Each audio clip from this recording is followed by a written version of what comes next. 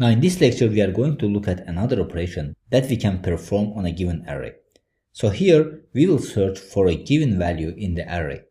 This means that we will check that if a given value exists in the array or not. So let's say we have an array like this, and if we want to look for a value of a, and we want to see that if this value exists in this array or not, so we have three options over here. So the first option is we know the exact location of an element and we use the index of the element to access it. So in this case the index of a is 0, so we can access a by using index.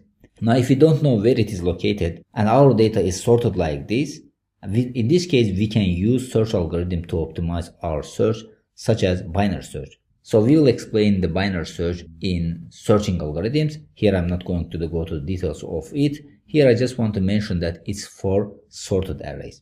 And the third case is if you don't know where it is located and your data is not sorted, you will need to search through elements in the array and check that if the current element is the element that you are looking for. And it continues like this until we find the element that we are looking for. So let's say we have an array like this and we want to look for the value of e in this case. So the first thing that we are going to do, we are going to the first element and checking that is this the element that we are looking for or not. Now you see that we are looking for e, but in the first cell we have a over here, so that's why this is not the element that we are looking for. Then we are continuing to the next cell. So in the next cell we have b. Is this the element that we are looking for? So you see that it's not. Then we are continuing to the next cell. So in the next cell, which is third cell at the index of 2, we have c, so this is not the element that we are looking for. Then we are continuing to the fourth cell. So in fourth cell we have d. So as we mentioned, we are looking for e, so this is not the element that we are looking for. Then when we reach e, so this is the element that we are looking for. Now in this case we can return the index of this element or itself, or we can return a message saying that the element is located in this array over here. Now based on this logic, we are going to create a method in Java. Now here, as you remember in our previous lecture, we have created single dimension array Java file. So in this file we have single dimension array class. So inside this class we are inserting our methods one by one. Now before we have implemented insert method, array traversal method, and now we are going to implement search method inside this array that we have declared over here in the beginning of the single dimension class. Now here our method name will be search in an array. So I'm going to create method like this, public void. So the name of method will be search in array. Then this will take as a parameter integer and the value that we need to search. So value to search. So the reason that I'm putting integer over here is our array is integer array, so that's why we are looking for the value of integer. So inside this function, the first thing that we are going to do, we will start loops through this array and check that if the cell value is equal to the value that we are looking for or not. So for looping through array, we are going to write our loop like this. So in I equals 0, then it continues until the length of array, so arr.length, and each time it will be increased by 1. Now inside this for loop, I'm going to check that if arr with the index of I equals the value that we are searching, then in this case I'm going to print message saying that the value is found. So we can put system.out.print value is found. Now here if you want you can print out index as well, so I can put like this: the value is found at the index of, so here I'm going to concatenate value, so plus I, because we have found it at the index of I.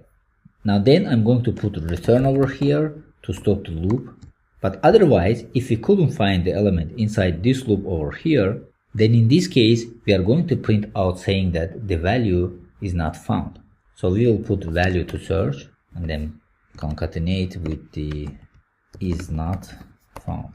Now with this we have completed our method. So as you see here, we are looping through the array and checking that if the value that we are looking for exists in this array or not. If this exists, we are printing out it over here, so it's going to print out with the index of I. Otherwise we are printing out message saying that the value is not found. Now let's check how this method is working. Now as you remember, we have created an array over here in our previous lecture. So in our array we have 3 elements. So if I run this method, For example, the element of 20, it should return the value found at the index of 1.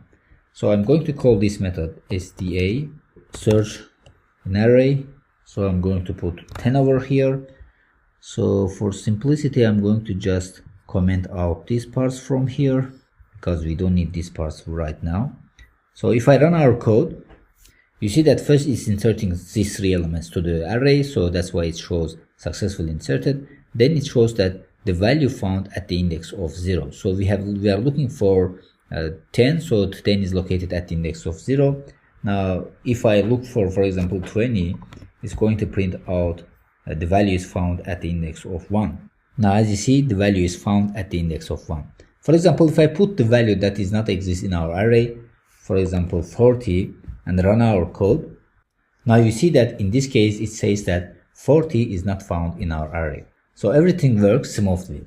So our search method works the way that we want. Now with this we have completed our method. Now let's see what's the time and space complexity for this method. So as always, to find the time complexity, we'll start from the first line of code. So in the first line of code, we have a loop. So as you see, we are looping through the first element till the last element of the array.